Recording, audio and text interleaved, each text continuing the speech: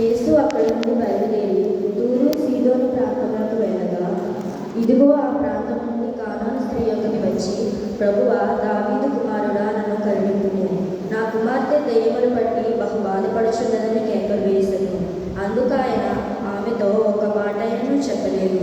అప్పుడు ఆయన శిష్యులు వచ్చి, ఈమె మన వెంబడి వచ్చి కేకలు వేయుచున్నది గనుక ఈమెని పంపివేయమని ఆయనను వేడుకొనగా, ఆయన ఇశ్రాయేలు ఇంటి వారై నశించిన గొర్రెల యొద్దకే గాని మరి ఎవరి యొద్దకును నేను పంపబడలేదనెను.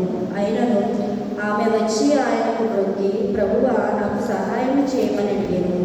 అందుకు ఆయన పిల్లల రొట్టె తీసుకుని కుక్క పిల్లలకు వేయుట యుక్తం కాదని చెప్పగా, ఆమె నిజమే ప్రభువా, కుక్క పిల్లలు కూడా తన యజమానుల బల మీద నుండి పడు ముక్కలు తినును కదా అని చెప్పారు.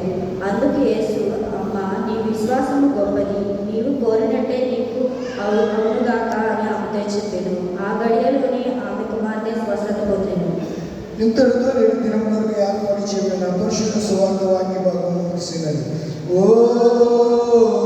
క్రీస్తు నీకు స్తోత్రము కలుగునుగాక.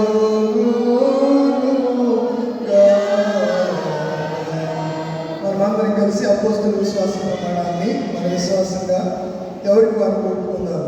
భూమి ఆకాశం సృష్టించిన సర్వశక్తి గల